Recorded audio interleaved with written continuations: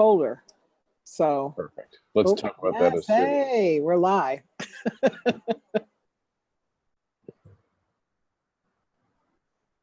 right. We're live. Am I going or you going? All right, we're live.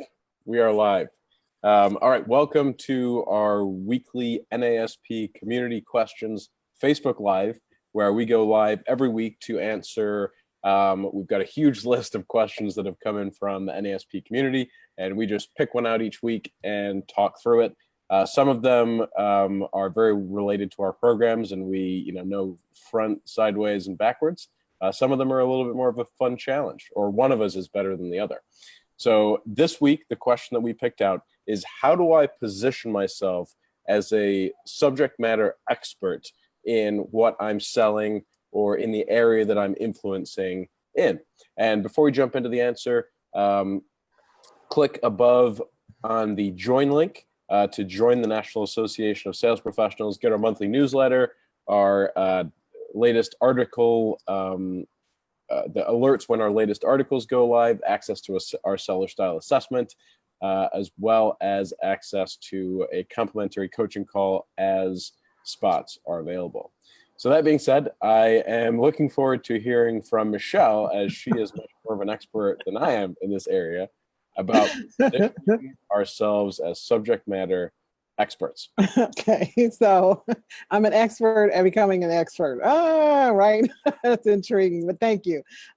First, I'd like to say hello to Michelle Lyon. She is like a faithful watcher, and she always has great questions and compliments. So hello, Michelle. Anything you want on this, be sure to post it, and I'll be checking on my smartphone periodically just to be able to answer you. And becoming an expert is interesting because first and foremost, you must know what do you want to be an expert in, right? So pick one category, right? If you know any experts out there who have a broad base of knowledge, they always start with one area. So what is that thing you want to be known for first and foremost, and then you go out and look at someone who's already doing it. You're not the first person to have done it. So there's books that you can read. One of the things I do is I follow other people who are ahead of me on the curve, right? There's always someone ahead of you on the curve.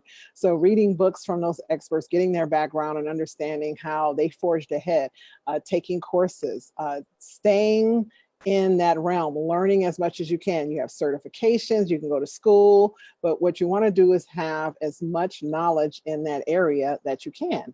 That way, when someone's asking you a question, you're feeling confident, because that expertise actually is sourced from a confidence in your ability to speak intelligently on that subject matter, right? Your ability to not feel lost and insecure in that subject matter. So for me, I first and foremost started off with vision boards. That was something I loved. And it wasn't just about the boarding. It was about helping people to decide who they wanted to be first and foremost. So everything they did would give them a sense of accomplishment and achievement. So what they would have would be more fulfilling, right? Most of the world teaches us to do something and then we'll have something because it's all tied to feeling better, but it doesn't work that way, because whatever you have when you start with the do won't make you happy, and you'll never get to the feel because it's so limited. So that was the first area I started.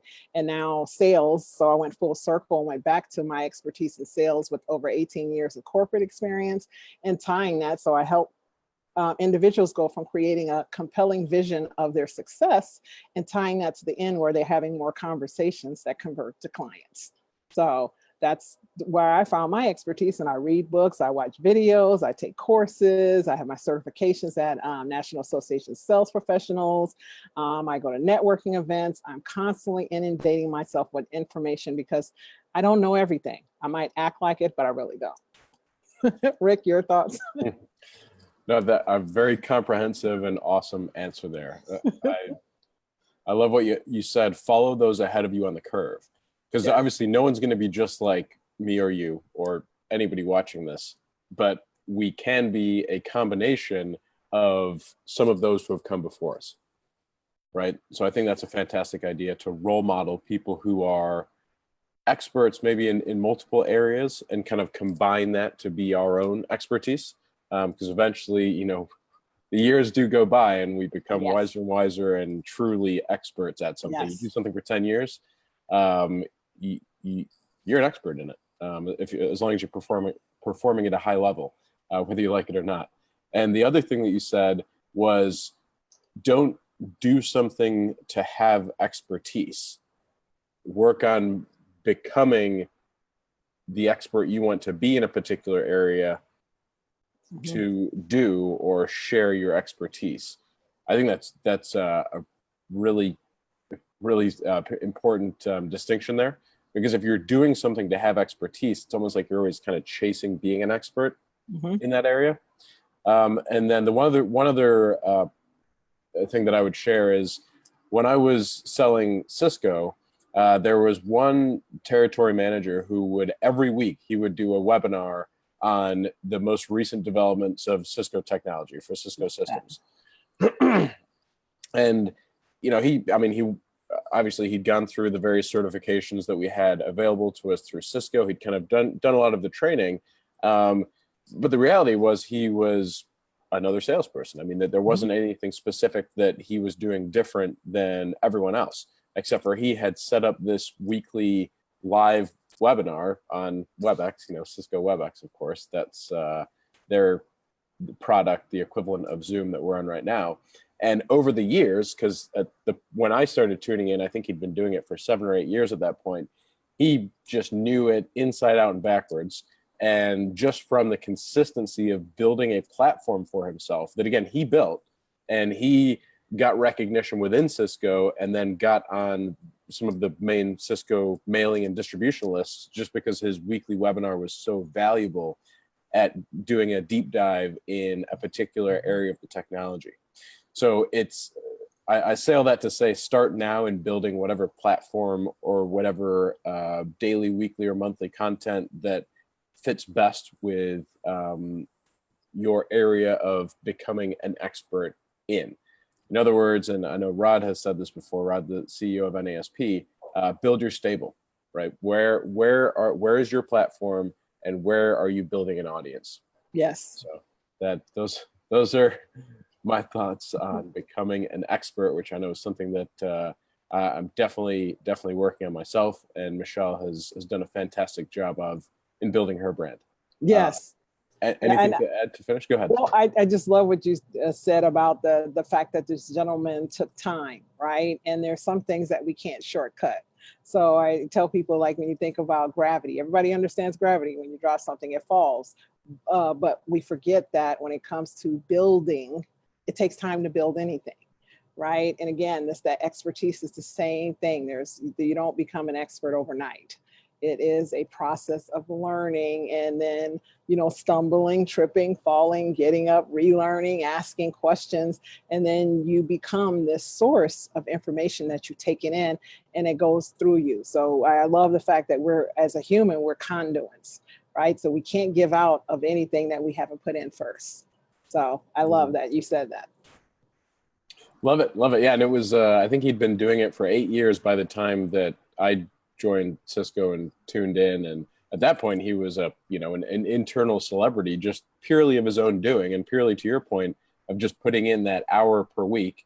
And I would expect at least another hour of prep time, and just being incredibly consistent about it. So love it. What is your chosen area of expertise, and how are you going to be the conduit of knowledge initially, and over time become the expert, just because you've been doing it for 8 years, 10 years, or whatever it is. Yes. And now you are the expert, and those who came before you may no longer be practicing, and now you are the leading person in your area. So that's all we've got for you today, or that is everything we've got for you today. There's a ton of value right there that I will be thinking about for the rest of the day. Yes. As always, join NASP in the link above to be a part of our free program, Seller Style Assessment. There's just a membership that is packed full of value.